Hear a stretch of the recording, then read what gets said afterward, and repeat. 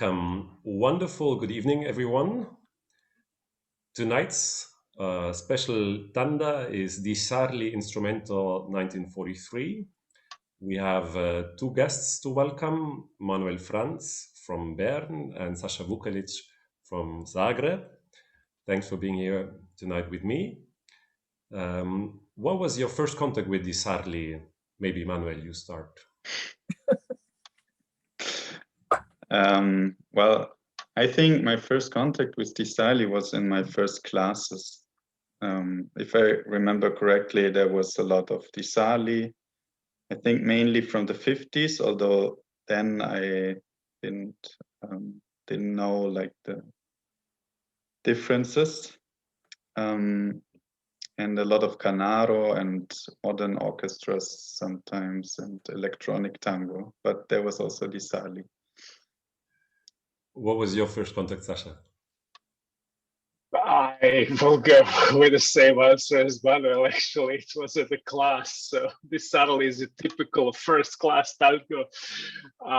So yeah, but the 50s, of course, the versions from the 50s is the instrumental versions, is the ones that are very often used in the classroom. So yeah, that's basically it. What do you like about the Sarli? Me or Sasha? Well, I like that it's hard to say because like there's not only one di Sarli. Like you can start with the sextetto. I'm not a big fan of the sextetto, but then if you start in 39, it's very like you can compare it to the 50s. It's very different, and but in general, I would say it's a very classy orchestra. It's never showing off or seldom showing off, but like really, yeah, classy, relaxed, and I like dancing to it because it has a strong beat, and at the same time beautiful melodies, so you can choose what inspires you in the moment, but it's always safe. So as a DJ, I also like playing it very early, often as a first tanda, because yeah, it's a safe orchestra. I have a safe feeling when I dance it, very comfortable. What about you, Sasha? I must say, following the classroom with so much di Sarli, I was a little bit put off with the di Sarli orchestra for a longer period of time, and that is why we were so much drilled into the di Sarli that there comes a point when you say, "Oh, di Sarli, not at Milong, please." So it is actually funny that it takes you some time to really clean out your system from the influence of that, and that you start researching into the richness and the variety of the music that the Sarli Orchestra played. And Manuel very well put it. It's a very classy orchestra. I would add the adjective lush. It is really rich, and when you think ballroom tango, then it's di Sarli, I would say. Although I must say the most that I like about di Sarli is the singers, and this is also that funny with the DJs that you kind of grow and switch from one area to another. And at the very beginning, you say, di Sarli Podesta, of course, it's the ultimate. But then lately, I am more and more in researching into and appreciating the strength and the emotion that Rufino brought into it. So the earlier vocal pieces, or perhaps the 43, is probably the best year for the Sarli for me. And the pieces that he made with Rufino in 483 are just outstanding. Well, we were on the edge to go for the Sarli Rufino 43, but we had 3 Santandas the last 3 weeks, so then I decided, no, it's time for an instrumental again. My personal history with the Sarli, very similar, of course, in the classroom. And already when I started, I was not understanding. I always liked the lyric pieces like Organito della Tarde or Milonguero Viejo, and the very rhythmic pieces, or especially the ones that start bar exposition and that stuff, or Recodo. That was when I started. I was like, no, I prefer the lyric ones. And for me, it was interesting how I liked some parts of the Sarli and others not. And now, as a DJ or as more experienced dancers, I think this is the beauty of the Sarli, that we have very rhythmic parts and very lyric parts. And also what Manuel pointed out, that the sound and the quality of the orchestra changed a lot, not in the sense of better and worse, because I think you can play any period of the Sarli, but that in 39, not talking of the sextetto in late 20, but from 39 to the late 50s, it's really many little periods interesting to play and to choose from. For me to add, the Sarli has one quality that I want to point out tonight, and that is his contracantos.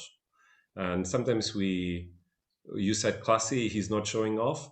The Sarli almost never, I can't think of any song where he has variaciones, but instead of variaciones, he uses contracanto very often at the end, but also when the singer gets in. So this is his style to spice up and to create new colors.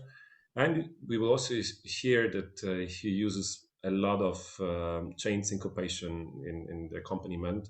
So we will have the normal marcato, and we will have strong syncopation very often in the beat part.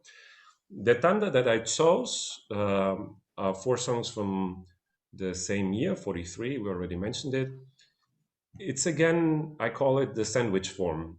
But unlike the D'Arienzo sandwich, where I had the strongest pieces out in the first and the fourth place, we have a more lyric introduction, and then a strong piece as second, and a strong piece as third, and again a more lyric outro. So we'll have the opposite sandwich tonight. We already have some opinion from my fellow DJs about how to alter the tanda. So also for you listeners, no, it's perfect. This is about discussing and doing that. I suggested it to all other DJs, but you're the first who who came up with it right from the beginning. But also to you who are listening with us here in the Zoom or later, write any different suggestion as a comment or in the chat, and I appreciate it. So I will share. Yeah, add one thing before we listen to the tanda.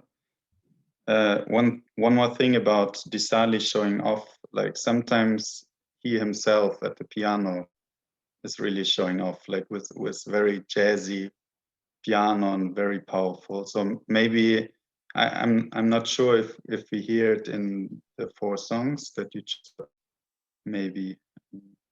For sure, there will be. He's very present. People that are watching and listening can hear it already when we listen to it now. He's very present at his piano. Yes. Thanks for this comment. So I share the screen. One more time. Thank you, Manuel. Thank you, Sasa, for being with us tonight. This is the tanda and the source Tango tunes. Please mute yourself and now enjoy.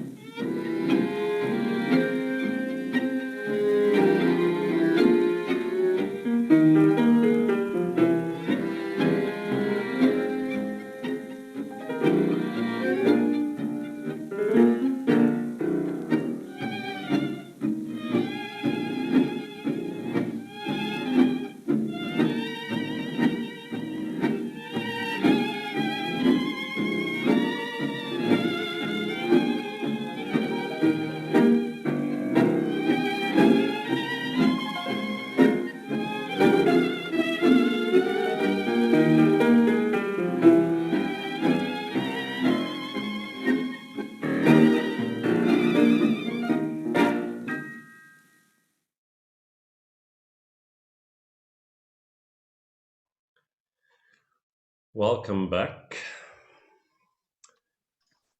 I like Metanda. I'm curious. We like your tanda too. I'm curious what the others will say to your suggestion. First of all, let's talk about what Manuel mentioned before, the Sarli showing off at the piano a little bit. There was one moment in the first piece when the B part gets repeated, where we have a big piano solo.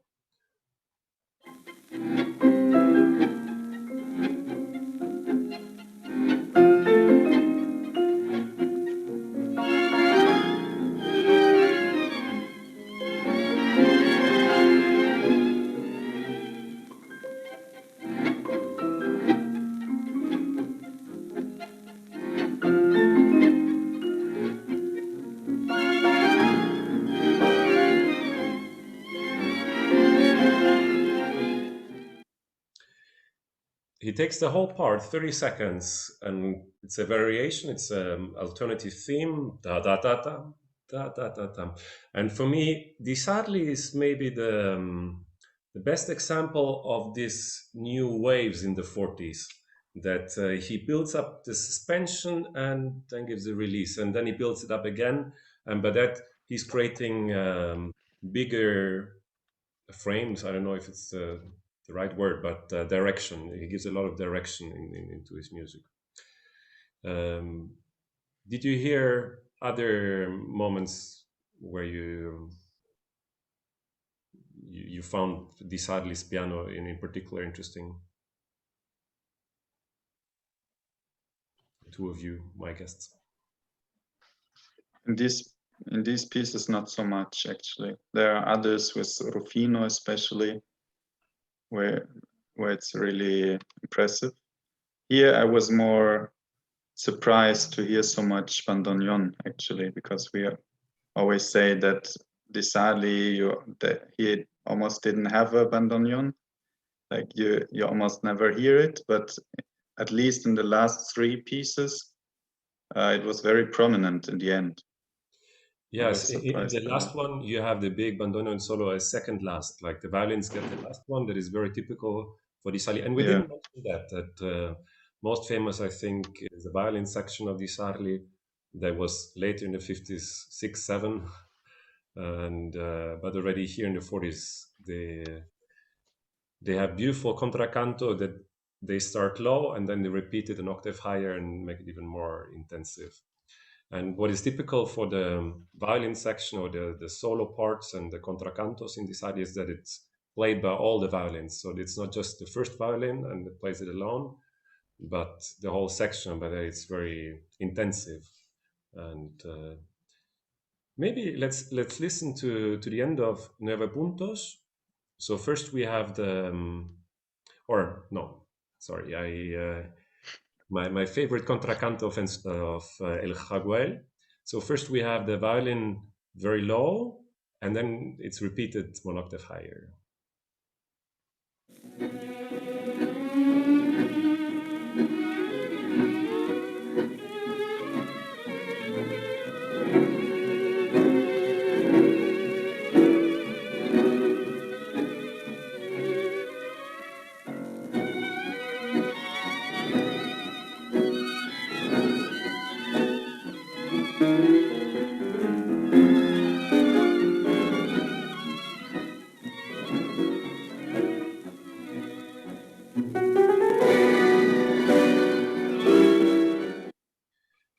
The interesting thing about El Jaguel is that we have the first part is tang kang rakatatam tanga rakata, which is very catchy, and normally we would expect the A part to reappear quite soon, but in this piece we hear it the first 30 seconds, and then we hear it the last 30 seconds, and in between we hear the B part, the C part, and when the A part is repeated, we hear a variation or a secondary theme that is replacing the previous theme. So that was my reason to put El Jaguel on second part, because I think it's quite intensive, but it's a little bit challenging, as we hear a lot of different musical motivic material. This is also, I think, the biggest difference between the sung tangos, and might also be one of the reasons that we hear more piano embellishments or solos in the sung tangos, because we have 3 parts in the instrumental tangos. Some of the pieces today are like canta instrumental and sueños and 9 puntos as well. So we only have A and B part, but we have a lot of contracantos, sometimes even 4 per piece. And in the sang tango, the singer cannot be to have a nice cantilena. He has long notes. For example, I remember in Tristeza Marina, and when you have mar hermano mio, and there you have a lot of piano happening at the same time with the main theme. Whereas here in these instrumentals, the main themes don't allow too much at the same time. So either they are replaced by a secondary theme, or we don't hear the piano of Di Sarli that much in that presence. So let's go for the bandoneon contracanto, and then the piano in 9 puntos, and then we discuss a little bit more.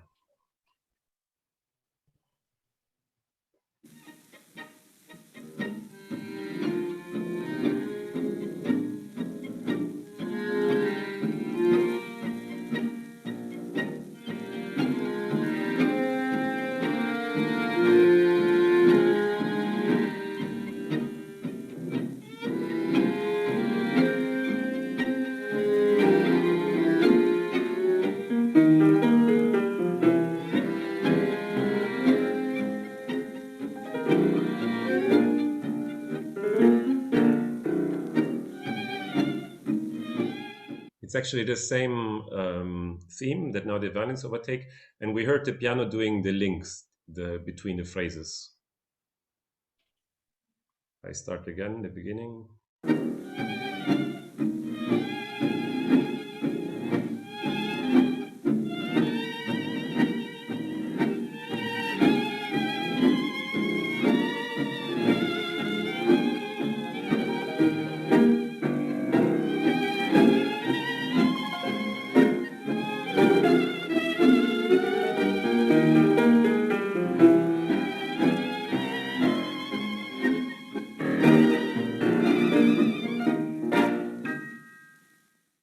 For me, it's a beautiful fade out, and we have these intensive pieces of El Jaguel and La Viruta in the center of the tanda, and then 9 puntos a little bit more calm and maybe more intensive in the embrace was my idea.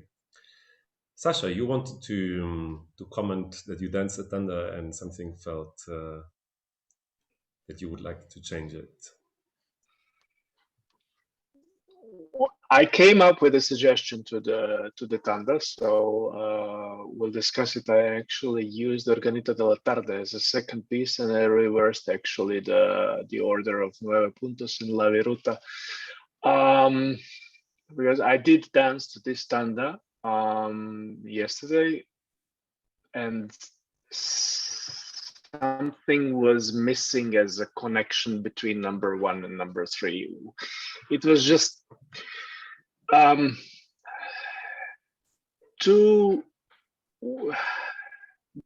the energy flow was too abrupt, let's put it that way.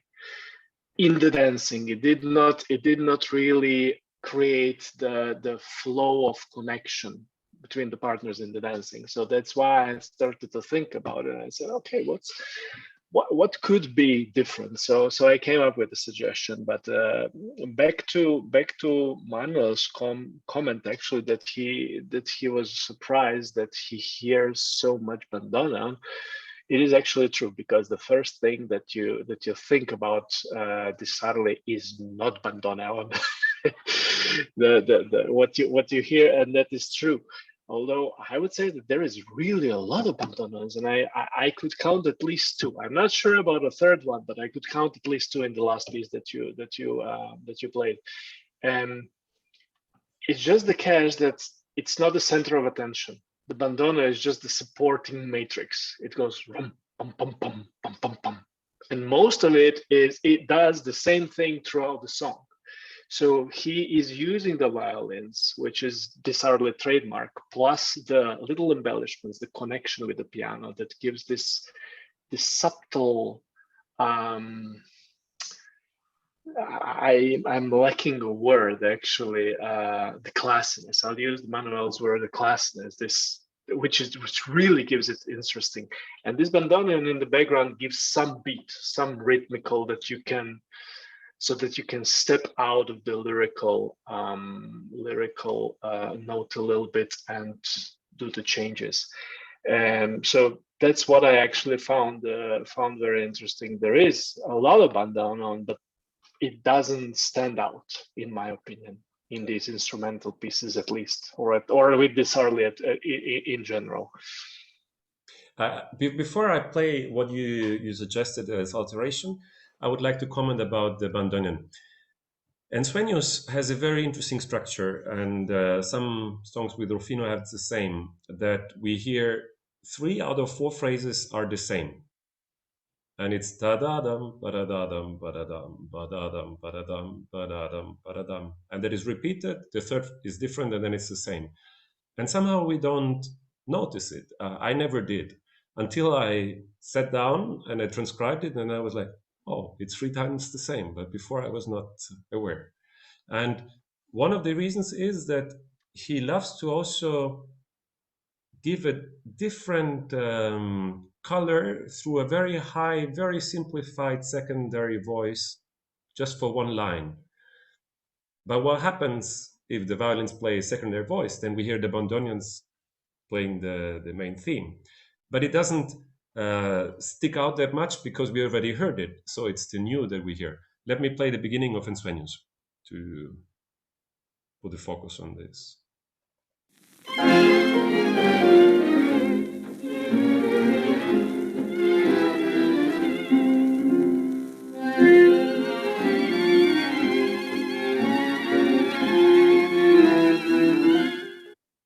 Did you hear the second time was bandoneon playing da-da-dum, ba-da-da-dum, ba-da-dum. So the bandoneon was alone playing the main melody. And the violins were very high, like whatever, hard to sing for me. And I think we don't perceive the bandoneon that often because our attention is somewhere else. But of course, it's there and it's used. And I think during pandemic times, I analyzed quite a lot of tangos. Still, I mean, it takes a lot of time to deeply analyze the tango, so it's not like hundreds, but rather 10 pieces. And in the Sarli, the second line is very typical that we hear the bandoneon very present. Maybe while dancing, we don't have the attention so much because we hear the beginning, okay, and then we hear the next big transition. And then maybe we hear some rhythmical links by the piano at the end of the phrase, or we hear a stronger syncopation, which is usually happening at the third phrase. And I think this easily gets overlooked. What I like about this Ensueños is it creates 43 was the year when tango started to be more dramatic and developing further, maybe to a peak in 45, 46. And we have the very playful and rhythmic period of 40, 41, especially with the Sarli. And then 42 as a transitory year, and 43 is the same is with Rufino. Then when we have Lo Pasao Pasó, and when we have En un beso la vida, and then when we look at the songs that we have in 43, we have different atmosphere and more deep, I would say, a little bit more slow, a little bit more intensive. And we have this also with Ensueños, and in a very subtle way. For me, it's always drawing me to the dance floor. When I hear Ensueños at the beginning, it's a time that I play also for myself. But it's not too pushy, but in the B part, we have this chain syncopation where we have 4 very strong accents. I play the beginning of the B part.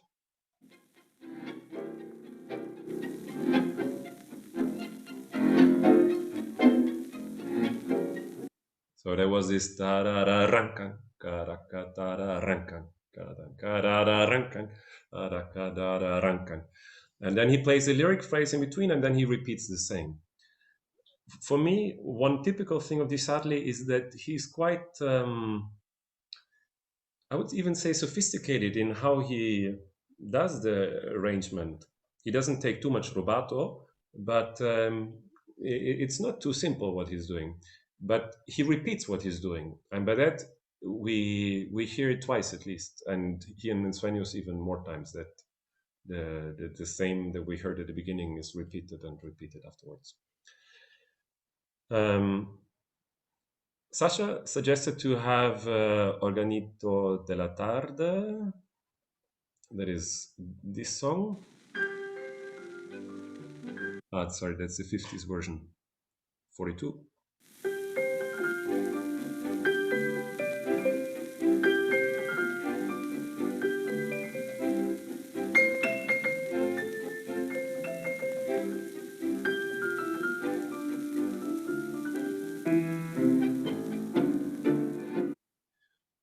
I love this song. I also like, if I play a tanda, I like to play it first to have it as a friendly invitation. And if you paid attention, maybe you noticed we have the piano, da-da-da-rang-kang, da-da-da-rang-kang, and the accompaniment was syncopated, but it was very gently syncopated. So not like before where it was like rang-kang, bong, rang-kang, but it was dang-ka-dang. Dang, dang. Let's listen to it. It's really beautiful.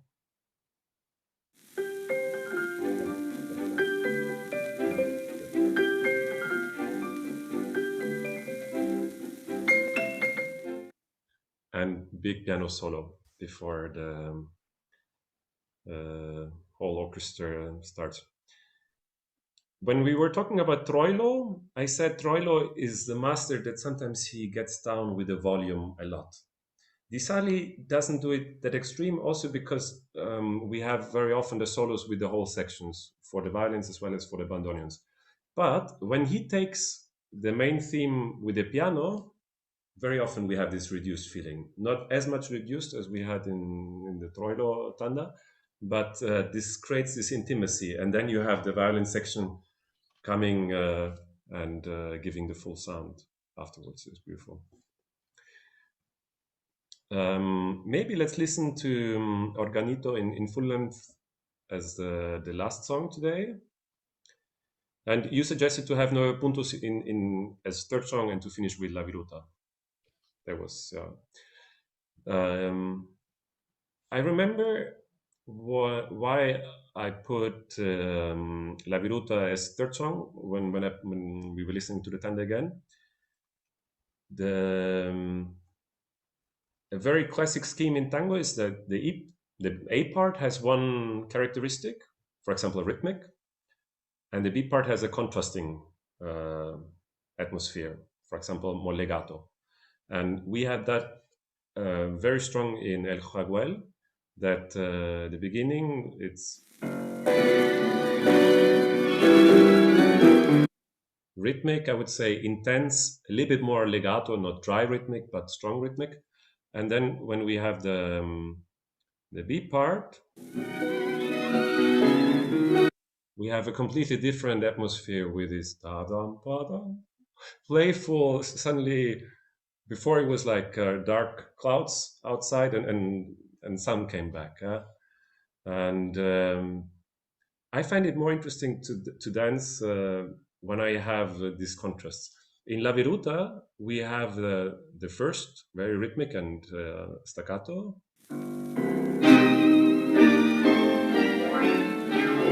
And it continues, and then we have the B part again.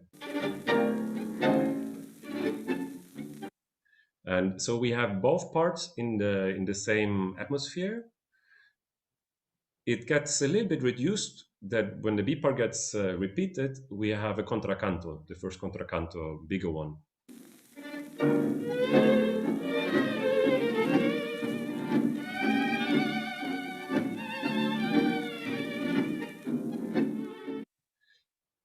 very often I hear we can choose rhythm or melody, and for me sometimes it's not the case. Very often we have one main theme, and that is all we have. For example, we had that in the D'Arienzo 36 instrumental. Like when we have rakataka taka taka tang karaka taka tang kararara el flete, then this is the melody and this is the rhythm, both. Uh, but here we have this tarankang kankang rankang kankang as the rhythmic theme, and then we have the contra theme that is very lyric and in contrast to that. And there we can really choose: do we follow the violins with the more lyric color, or do we stay with the rest of the orchestra, continuing with this?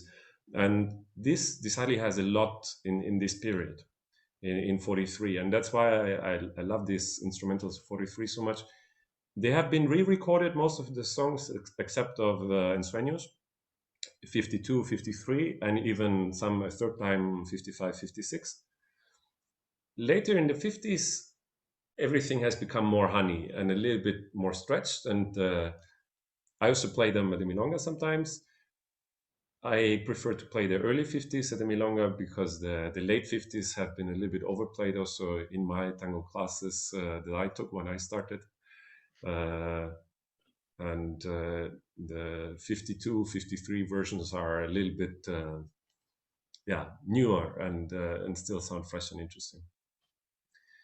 Manuel, you suggested originally also to go for 50s instrumental music hall recordings.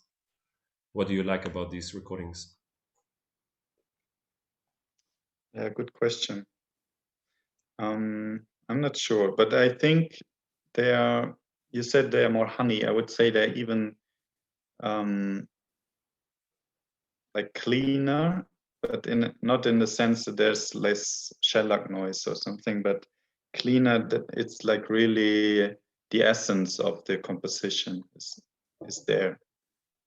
And yeah, it's the pace is even slower. I just love to dance to that. And let's listen a little bit to the beginning of. Do you have a preference? La Viruta, El Jaguel? Maybe El Jaguel. El Jaguel. Version of 53. Shellac transfer, so we hear a little bit of his noise.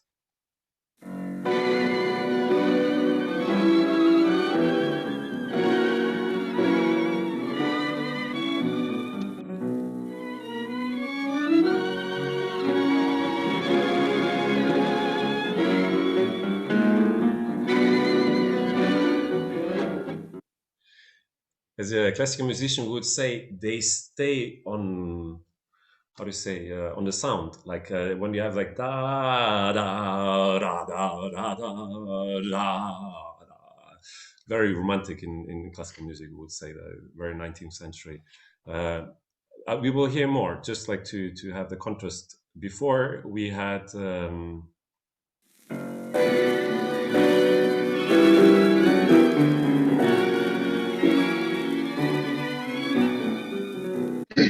especially in the links, we hear it when we had da da rankang, and there's more release, there's more let go, da da da da da da, and then starts the next.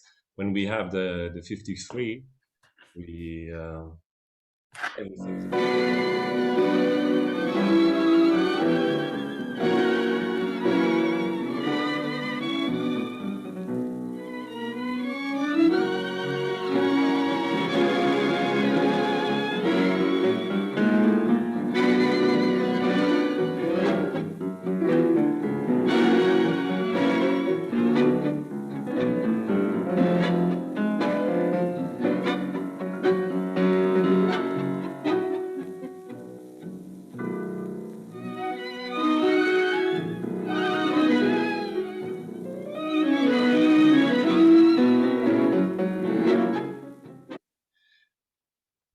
Definitely 15% slower or even more.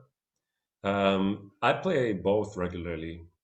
It depends on when you play it and what you want to achieve with it. At the moment, we all have some preference in our DJ life, I think. At the moment, I'm more for 43 than for 52 and 53. I think 2 years ago, when I got the music hall transfers, I was playing mostly them, and now I kind of got back to love these things. Last 15 minutes to go. Our audience, anybody wants to comment, suggest an alteration, ask a question to these wonderful gentlemen or to me? Please, Teresa, unmute. For me, Ensueños is the perfect first song of the tanda, because it has a very special catchy melody. It's a descending sequence of notes, descending until I think it's 8 or 9 notes or so. This is fascinating, and this song is a big contrast to the rest of the songs of the tanda, because it's even not very typical for Di Sarli of this. It's a singular piece. I mean, it was not recorded by any other orchestra, and also Sarli didn't re-record it as he did with many of his other instrumentals. So unfortunately, for that, it's really singular. Mm. A little bit like Comme il faut of Troilo, that it's different than the rest, and it always somehow is different of the rest of the tanda. But yeah, with singular pieces, you have to adapt with that to the tanda. And if I can comment to La Viruta, it's compared to other versions of La Viruta, it has, I think it's 2 unique counter melodies that only are in the Di Sarli version. I didn't check it all, but the counter melodies are not familiar that Di Sarli plays. And there's one wonderful counter melody in the end, rather at the end of the La Viruta, played by the bandoneons. Exactly, that was the one that I strong presence of the bandoneons. And just to add the information, I recently looked up the number of bandoneons in the Di Sarli orchestra in another context, and it was 5 bandoneons in 43. This is quite a lot. And how many violins? 4. More bandoneons than violins. Really? Okay. Yes, really. Yes, I looked it up, and there's a table in Michael Avoca's book, and it was in 43 it was 5 violins and 5 bandoneons. In 44, 4 violins and 6 bandoneons. Oh. Yes, I was surprised myself. Just in the 50s, the violin section exploded. Yes, in the end it was 8. In the end of the 50s. Mm-hmm. Okay.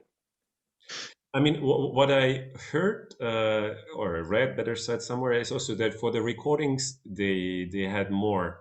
So one thing was like how they were performing in the cabarets, and the others was that for the recordings they got some extras, and also Di Sarli, D'Arienzo was doing recordings with 5 bandoneons, although normally he was only playing with 3. But that was very common to have a sound that is more full for the recording, which makes sense. So we don't know, maybe for the recording, if he was playing already with 5, and then he had 7 for the recordings, or he was fine, and we don't know.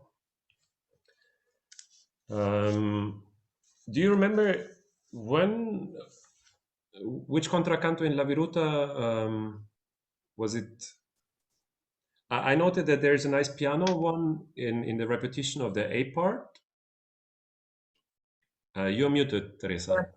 Yes, it was before the violin solo, because this is also a specialty of La Viruta. That's a real violin solo, not only. Then let's listen to the second part of La Viruta one more time. We hear the A part, the very classic rang, ka, dang, kang, kang, and then we will have the piano contracanto first, bandoneon, and then at the end the violin.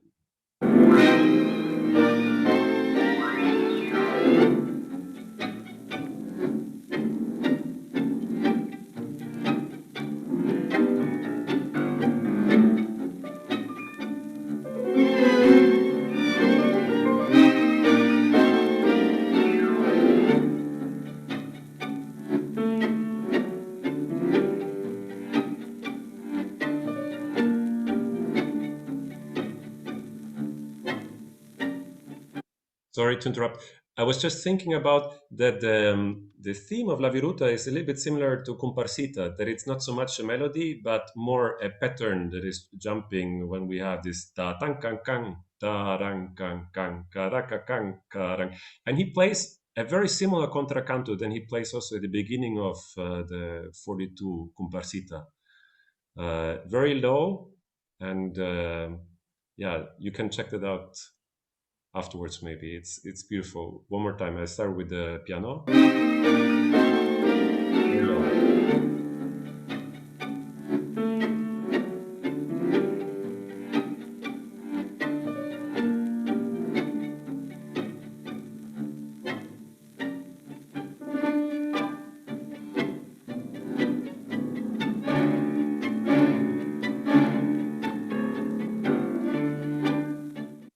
A lot of offbeat. I always feel a little bit. I don't know how to put, like, when everybody's talking about Di Piaggi with offbeat, I think Di Sarli did so much offbeat, especially 41 instrumentals, and here we still hear a little bit of that he's playing with that.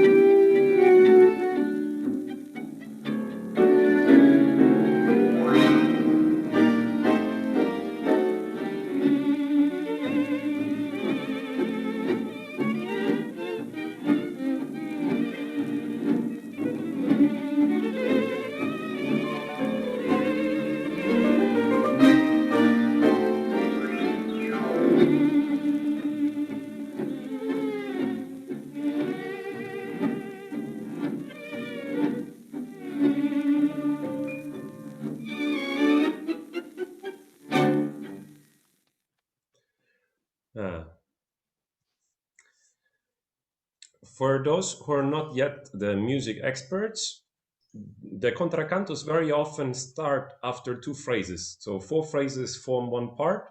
If we hear the first theme, the opening and the answer, when it comes the second time, we will have this contracanto. And that is the scheme that Di Sarli uses here a lot. Sometimes he even starts from the beginning, that we hear the whole 4 phrases, the contra theme. Thank you, Teresa. Gentlemen, any concluding comments before we listen to Organito della Tarde?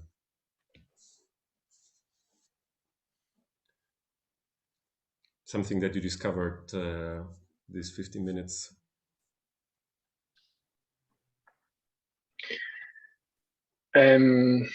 Just very shortly, every time you listen to tango music, you kind of like discover new details in it. Small parts. Sorry to interrupt you. It's so incredible. Like this last year, of course, being at home and spending a lot of time at home, I listened to many things again, and some I thought, okay, I already had analyzed, and yet so many more details came out the more consciously I started to listen. And sorry, please continue. Yeah, and it's really going to be interesting to find out when the dancing really restarts again, how the people will again react to the music and what they will hear and find out after all this time. I believe the experience of the music for each and every one of us will be actually different after this. So I'm really curious to find out. And I can't wait for it to happen finally. Now that I listened to your series, this is the first time that I'm live here. Like I didn't watch before live, but I always watched it afterwards. This makes me very curious also about future fellow DJ performances. yeah, I'm very much looking forward to it. Also to the Sarli instrumentals from 43.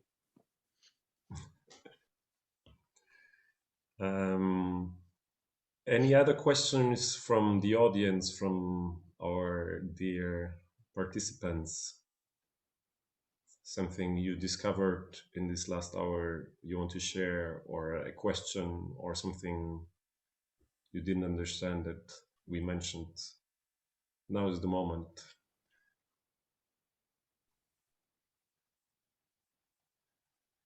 No one. You're so shy. Okay, then I would play as a closing song. Or you want two closing songs or one closing song? Two. Okay, then. Then let's listen to Organito della Tarde in full length first, and then let's go for 50s La Viruta. I want to hear La Viruta in the recording 10 years later. So enjoy. 1 second. And La Viruta.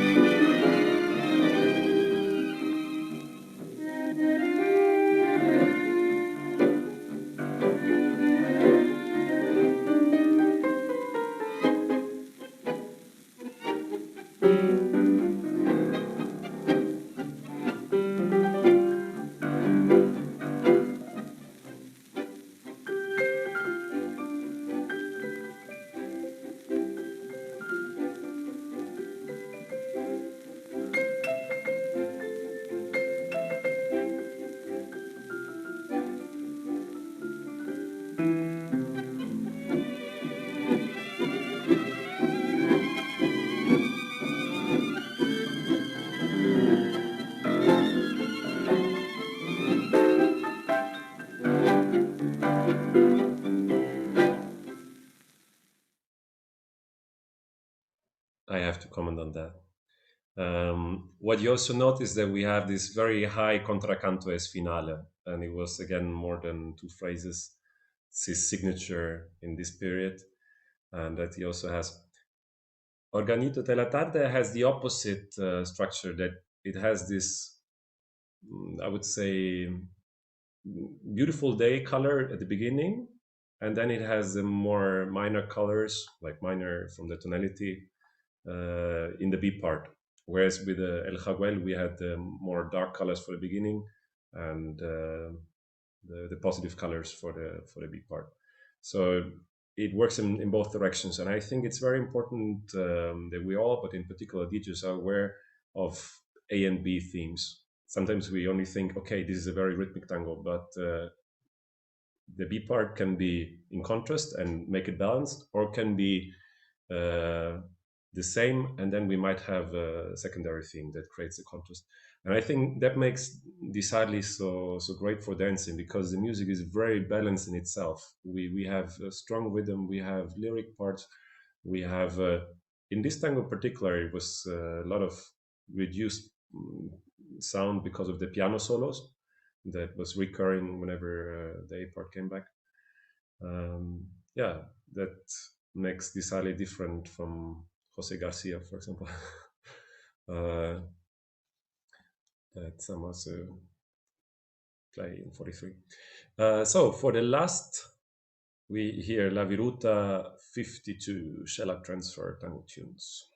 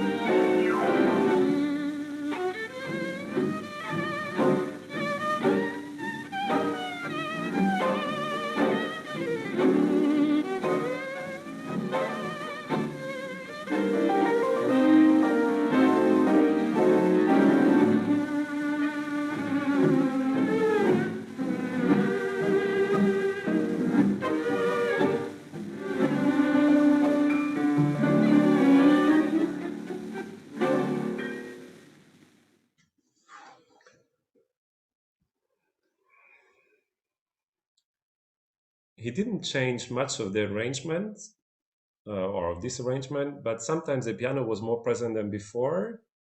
And in the end, the contracanto was two voices. And I think in the 43, it was not two voices. What do you say? Do you remember? Teresa, the expert for these details. I think the solo violin played something different as the tutti violins, but I'm not sure if you can say two voices. I have to compare myself. But this violin is incredible in the 52 version. And also the piano is more adventurous with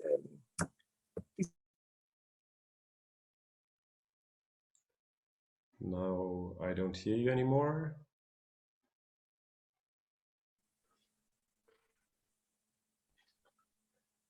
Okay, there was an interruption. Some closing words, Manuel and Sasha? Yeah, thank you for having us. It was very interesting and I learned a lot today. Yeah. Sarli, as I said in the beginning, it's very powerful music, very strong, very comfortable at the same time. It's one of my favorites. Thank you for being here with us, sharing your knowledge and your experience. And next week I will continue with Caló, and most probably Caló valses.